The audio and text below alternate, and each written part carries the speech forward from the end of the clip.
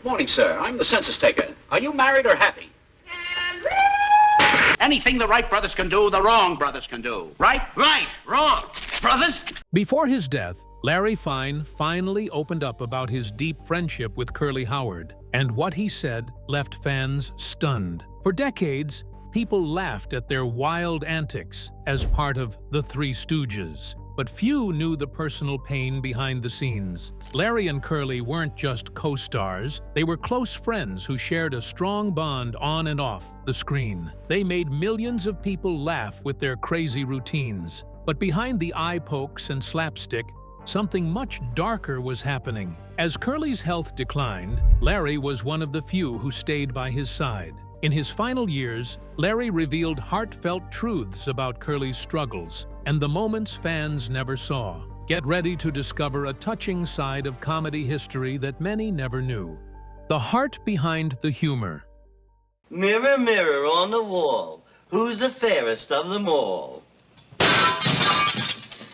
Larry Fine was not always known as Larry. He was born Louis Feinberg in 1902 in Philadelphia. His parents were Russian Jewish immigrants. His father worked as a jeweler and used strong acid to clean gold. One day, when B. Larry was just a little boy, he reached up to grab something, and the acid spilled all over his arm. It caused a very bad burn. His parents were heartbroken, but the doctors said he needed to build strength in his arm again. So they signed him up for violin lessons, thinking the movement would help him heal. It worked, and not only did his arm get better, but Larry also got really good at playing the violin. He played with so much heart and feeling that people began to notice. As a teenager, Larry also tried boxing. Even though he didn't do it for long, he was strong and quick, and even won a real fight. But deep down, Larry loved to make people laugh more than anything else. That's when his life started to change.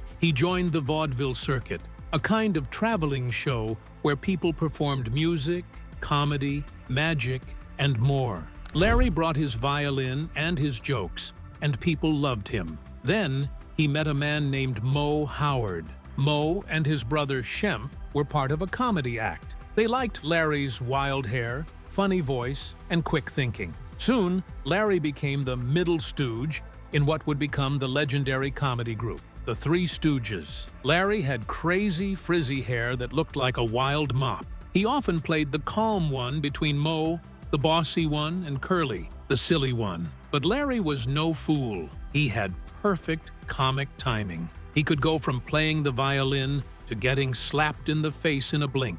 And even though the Stooges hit each other with pies, poked each other in the eyes, and yelled a lot, they were really close friends behind the scenes. Larry worked with the Stooges for many years, making movies and shorts that made people all over the world laugh. He didn't write the scripts, but he gave every joke his best energy. His goofy faces, loud voice, and strange logic made him a fan favorite. Sadly, after many years, Larry had a stroke that left him weak and unable to perform. But he still loved fans, and he spent his last years talking to people who remembered the joy he gave them. He stayed funny, even in a wheelchair. Larry Fine's life began with tragedy, an accident that could have ended everything before it truly started. But instead of giving in to pain, he turned it into something powerful. He found strength in music, passion in boxing, and purpose in making people laugh. Through all the hardship, Larry chose joy and gave joy to millions. He didn't just survive, he rose above it all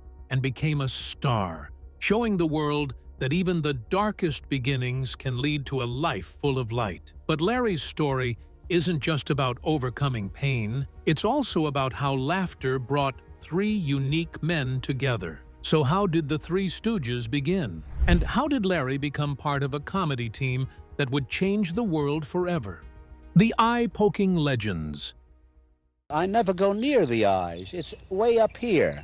But in the speed of it, it looks like it is in the way he takes it. Before they became legends, the Three Stooges were just three men chasing laughter in dusty theaters and smoky clubs. Long before the bright lights and roaring crowds, they were scrappy vaudeville performers, scraping by and taking any gig they could get. They were not stars yet. They were just Moe, Larry, and Curly, trying to make people laugh, one slap at a time. Larry Fine, with his wild, frizzy hair and those quietly sad eyes, was always the gentle one of the group. Stuck between Moe's hard slaps and Curly's wild energy, Larry played the middleman, the calm in the storm. But behind the silly faces and funny noises was a man shaped by pain. His rough childhood gave him a unique spark. He wasn't just a clown, he was a violinist, a soft-spoken dreamer, a kind soul caught in the madness of slapstick. That mix of pain and sweetness gave Larry his strange, lovable charm,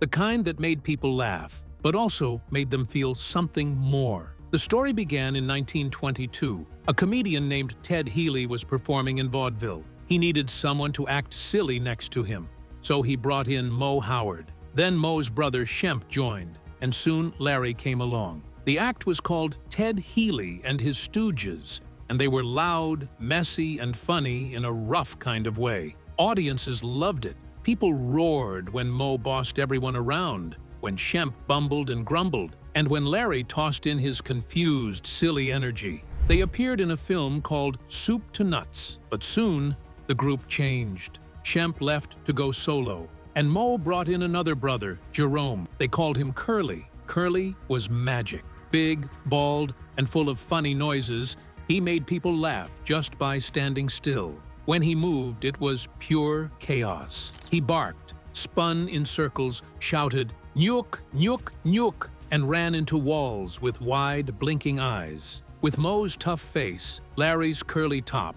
and Curly's wild energy, the trio became something special. By 1934, they broke away from Ted Healy. Now they were just the Three Stooges, a trio of pure comedy gold. They signed a deal with Columbia Pictures and started making short films. For the next 12 years, Moe, Larry, and Curly created more than 90 comedy shorts. Their movies were fast, noisy, and filled with slaps, pokes, pies, and pratfalls. They weren't trying to be clever. They were trying to be funny, and it worked. But behind the laughter, life was not always kind. In 1946, Curly had a massive stroke. He could no longer perform. The laughter stopped, and his health never recovered. Moe turned to Shemp, the original Stooge, and brought him back. It wasn't easy, but Shemp returned, bringing his own strange energy and nervous charm. Fans accepted him, and the show went on.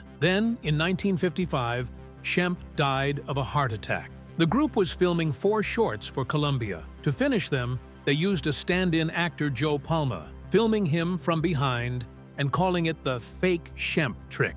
It was strange, but it worked for a while. After that, the studio needed someone new. They hired Joe Besser. Joe wasn't like Curly or Shemp.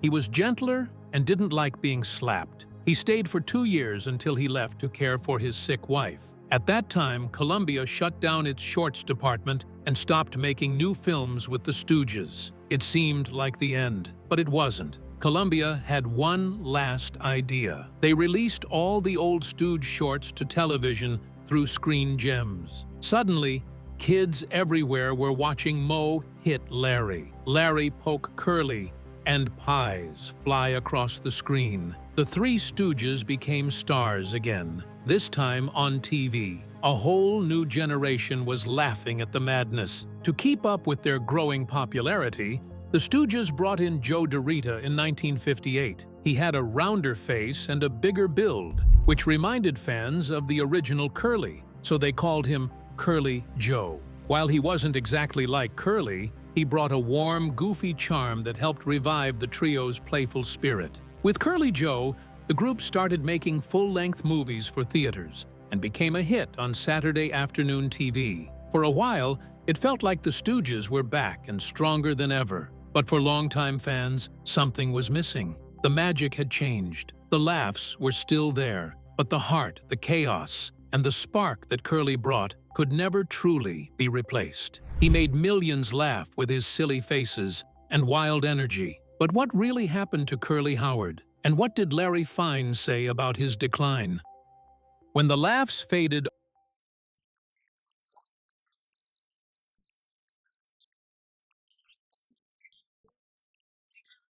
On screen, Larry Fine played the clueless one, the silly guy who got smacked around and never really knew why. But off-screen, Larry was far from clueless. He saw everything, especially when it came to Curly. They shared more than just laughs. They shared dressing rooms, meals, and quiet nights in tired old hotels. And it was Larry who first noticed something was wrong. While Moe stayed focused on keeping the act running smoothly, Larry quietly watched things fall apart behind the scenes. Years later, Larry told a friend something he had kept to himself for many years. Curly had started slipping away long before the audience noticed. Larry saw it happening and said nothing. That silence stayed with him. It was a quiet regret he carried for the rest of his life. In the early days, the Three Stooges often shared the same room when traveling. Nothing stayed hidden for long. When the camera was on, Curly came alive. His eyes lit up, his body spun with energy, and his voice barked out strange sounds that made audiences roar with laughter. But when the lights shut off, he shut down. Larry saw it first. Backstage, Curly would go completely still. He'd sit in a chair and stare at the wall for minutes at a time. Sometimes he wouldn't even respond if someone called his name. It wasn't just exhaustion. It was something deeper. It was like something inside Curly had turned off. Larry didn't talk about it in public. That wasn't his way. Moe gave interviews. Moe made decisions. Larry observed. He was deeply affected, but didn't speak much, at least not out loud. But he began scribbling things in his notebooks, jotting thoughts on the backs of scripts, in journals he kept while traveling. Some of those pages survived, and in them, Larry described something he didn't know how to name. He didn't use words like mental illness or neurological decline. Those weren't terms people talked about then. But Larry knew something was wrong. Curly was slipping, and no one knew how to stop it. Between takes, Curly's mood would swing wildly. One minute, he was laughing with the crew. The next, he'd wander off set in tears, saying, "I'm not getting it right anymore." Larry would follow him, sit beside him, tell him he was doing great, reassure him, try to lift him up. But deep down, Larry was afraid. He later told a close friend, the Curly fans loved that Curly was already disappearing long before the first stroke. And yet, even as he unraveled, Curly kept showing up. Larry watched his friend break, piece by piece, day after day. And every time they filmed another comedy short, full of eye pokes, pies, and shouting, Larry felt like he was helping push Curly off a cliff. By the mid-40s, Curly Howard's health was rapidly declining. Larry Fine, his close friend and fellow stooge, noticed the changes first. Curly's energy slowed, his voice weakened, and his movements lost their spark.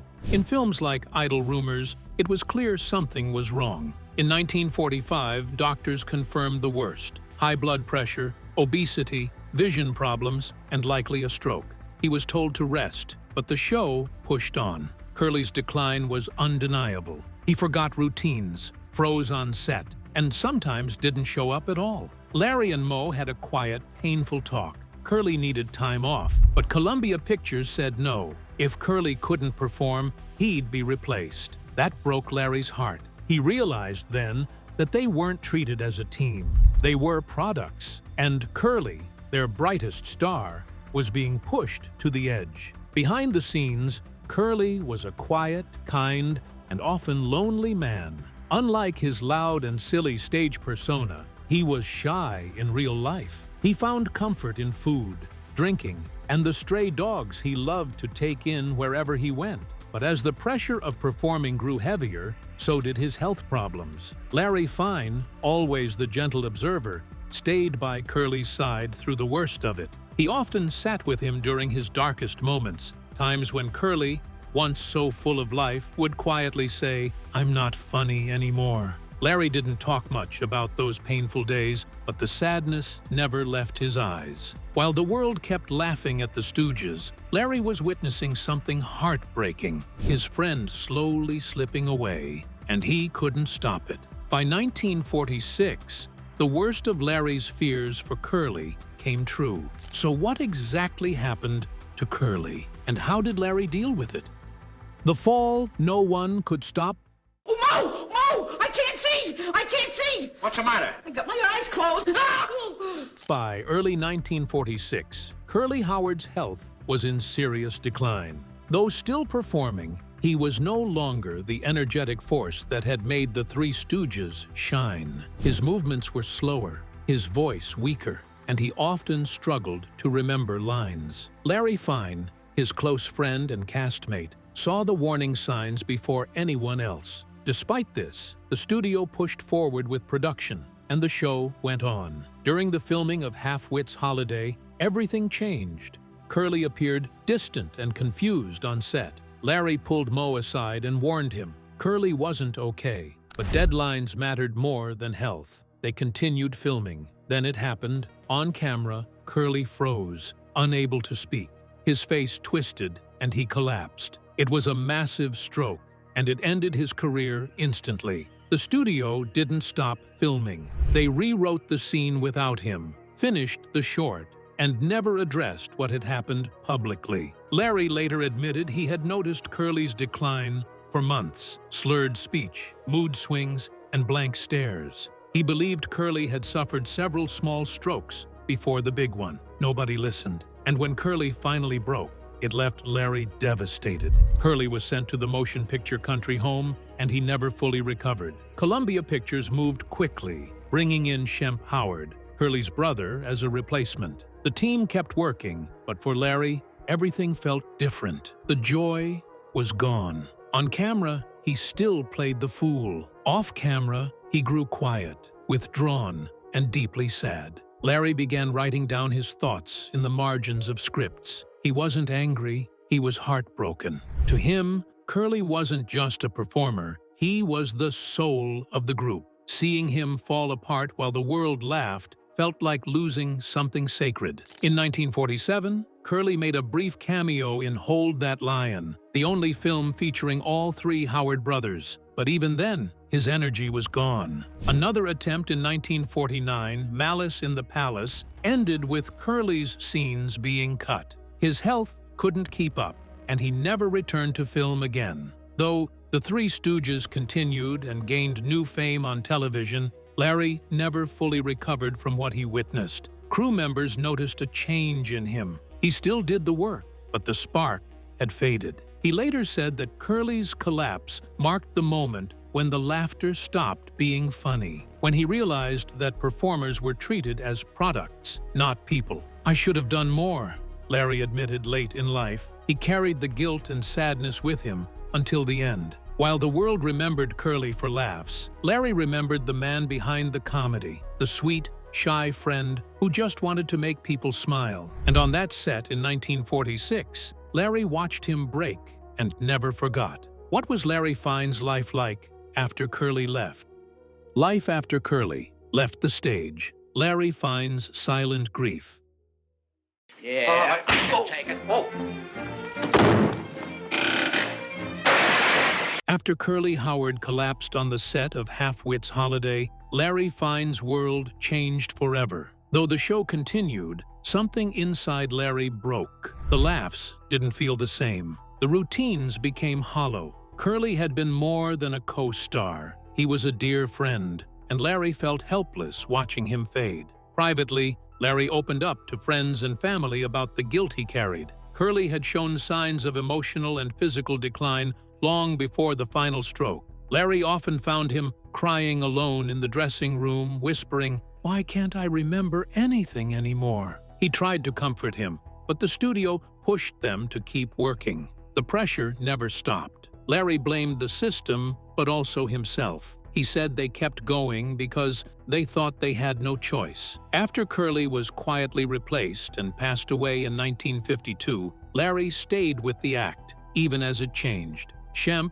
then Joe Besser, then Curly Joe stepped in, but nothing filled the space Curly left. Though Larry smiled for fans and performed on camera, those who knew him said he seemed haunted. Behind the laughs, there was sadness he rarely showed. In the 1960s, as the Three Stooges found new life on television, Larry kept going for the fans, but the joy was never the same. After a stroke in 1970 ended his career, Larry moved to the motion picture country home. Even in a wheelchair, He still made people laugh, but when asked about Curly, his voice grew soft. He was the best of us. Larry's final years were filled with love, but the grief remained, a quiet reminder of the cost behind the comedy and the friend he never stopped missing. How did he live his final moments? And what were his last words for Curly? The final words, Larry Fine's goodbye to Curly. This'll be it. What stupid imbecilic fool put that... I did. Oh, my dumb. In his final years, Larry Fine was no longer the energetic, frizzy-haired stooge the world had known. He spent his remaining days in a wheelchair at the motion picture country home. Though still kind and occasionally playful with visitors, Larry carried a quiet sadness that never left him, an ache rooted in the loss of his closest friend, Curly Howard. Curly's collapse in 1946 during the filming of Half-Wit's Holiday had shattered Larry emotionally. Though the act went on with other replacements, Curly's absence left a hole Larry never truly recovered from. He rarely spoke publicly about it, but in private moments, especially near the end of his life, Larry began sharing the weight he'd carried for decades: regret, grief, and guilt. One nurse once found Larry holding a photo of himself and Curly in happier days. As she leaned in, Larry softly whispered one word, Curly, like it was a name filled with everything he had never said.